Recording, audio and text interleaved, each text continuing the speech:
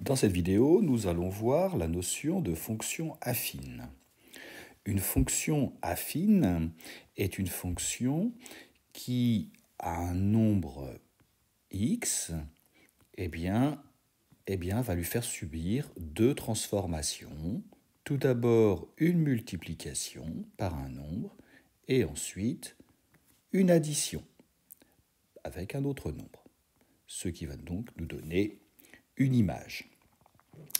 Nous pouvons mettre n'importe quel nombre x au départ, c'est-à-dire que la fonction est définie sur l'ensemble de tous les nombres réels, il n'y a pas de valeur interdite, et donc si le nombre de départ c'est x, eh bien a fois x, ça nous donne ax, on ajoute b, et donc f de x, l'image, est égale à a fois x plus b, c'est la formule générale d'une fonction affine, où évidemment a et b sont deux nombres réels qui seront à chaque fois donnés, bien entendu.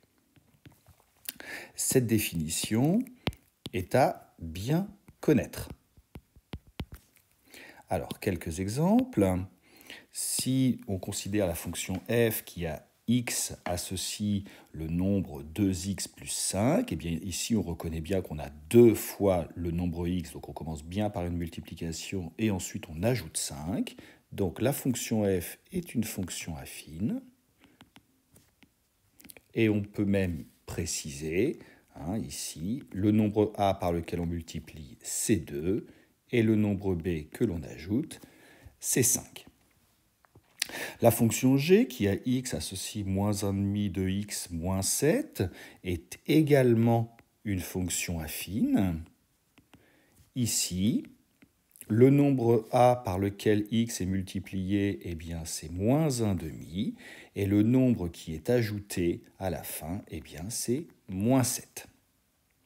Par contre, la fonction h, qui a x associe 3 fois x carré plus 4, eh bien, on voit qu'ici, le nombre x va d'abord être mis au carré. Ça ne correspond pas à la définition de notre fonction affine. Donc, cette fonction h n'est pas une fonction affine.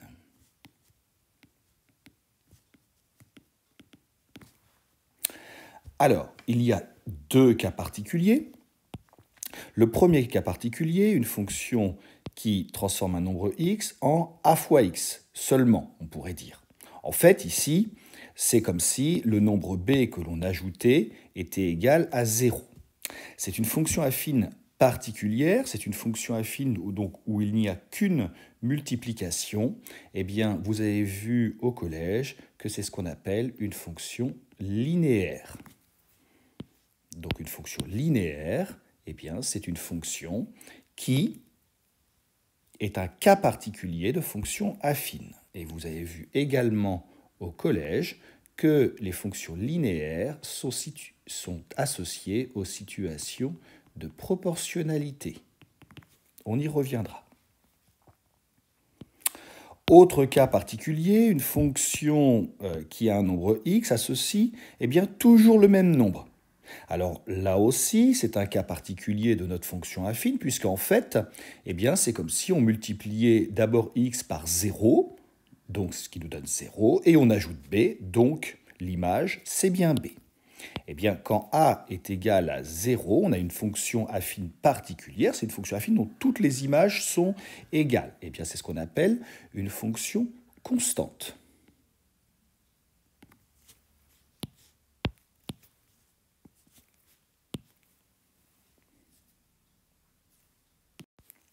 Voyons maintenant la courbe représentative d'une fonction affine. Nous avons vu en activité que la courbe représentative d'une fonction affine, c'est toujours une droite,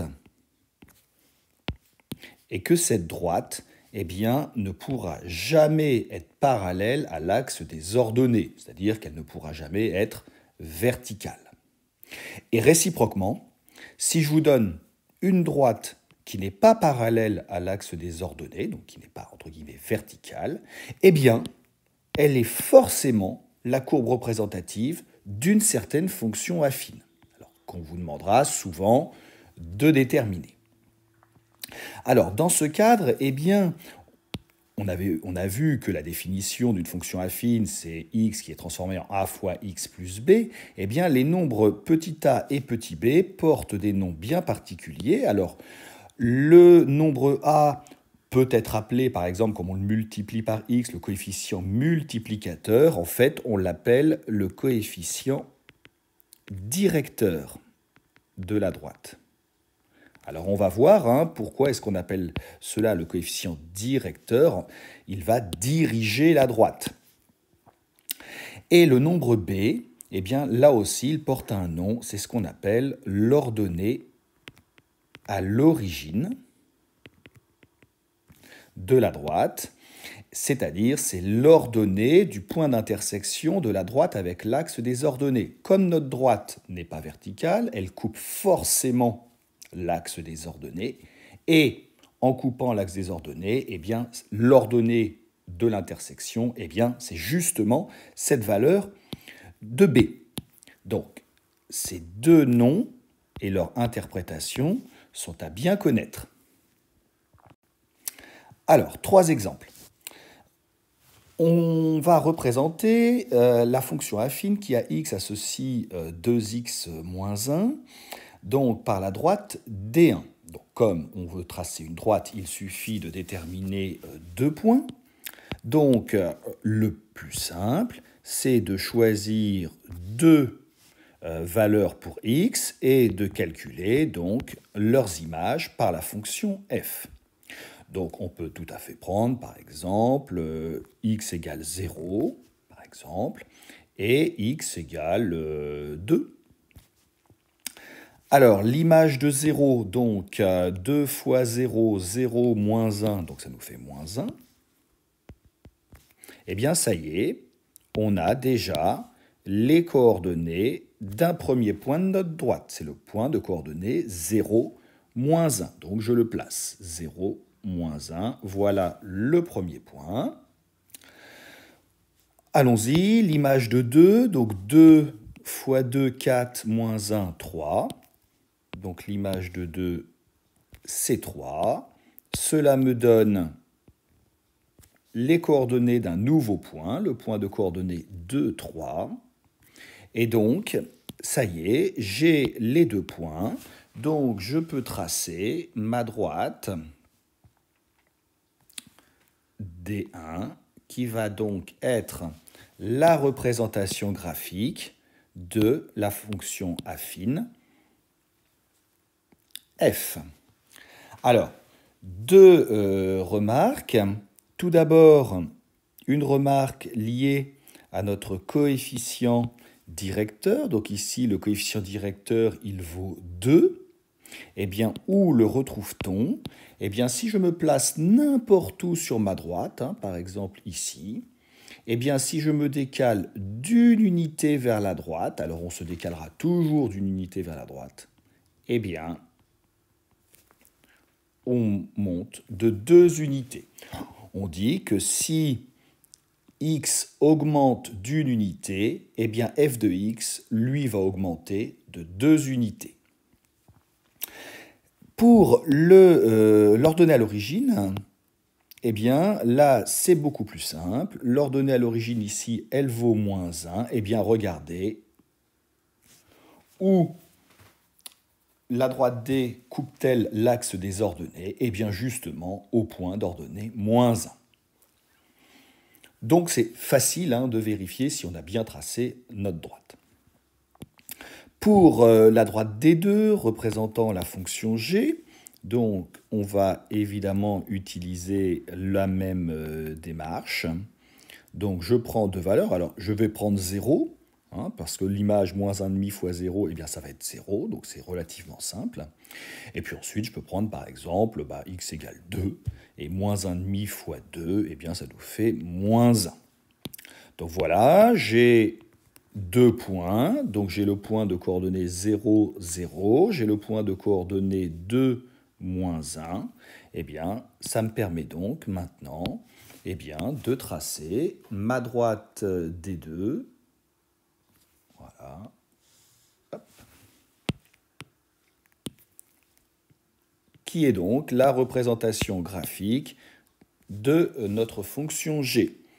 On remarque que le coefficient directeur vaut moins 1,5. Si x augmente de 1 unité, eh bien, on voit que f de x diminue d'une demi-unité. Donc on a bien notre coefficient directeur qui vaut moins 1,5. Et l'ordonnée à l'origine, eh bien, ici on est dans le cas particulier d'une fonction linéaire. Donc je vous rappelle que b est égal à 0. Et donc ici, regardez, on est bien à un point d'intersection entre la droite D2 et l'axe des ordonnées au point d'ordonnée 0. On retrouve la propriété que vous connaissiez de la troisième. Pour une fonction linéaire, eh bien, elle est représentée par une droite qui va passer par l'origine du repère. Dernière fonction affine, c'est la plus simple. Donc la fonction h, qui à tout x associe moins 2, c'est-à-dire que je peux prendre n'importe quelle valeur ici, eh bien l'image, ça sera moins 2, ce qui veut donc dire qu'ici, eh bien, on va avoir une droite qui va être horizontale, voilà, ce qui est bien cohérent avec une fonction qui est constante. Là encore, on retrouve le coefficient directeur donc, qui vaut 0 ici. Regardez, si je me mets sur un point, par exemple, de la droite, si je me décale d'une unité vers la droite, on voit bien qu'on ne monte pas, on ne descend pas, donc on bouge en fait de 0 unité. Donc on retrouve ce côté constant. Et l'ordonnée à l'origine qui vaut moins 2 et qui apparaît tout de suite sur notre graphique.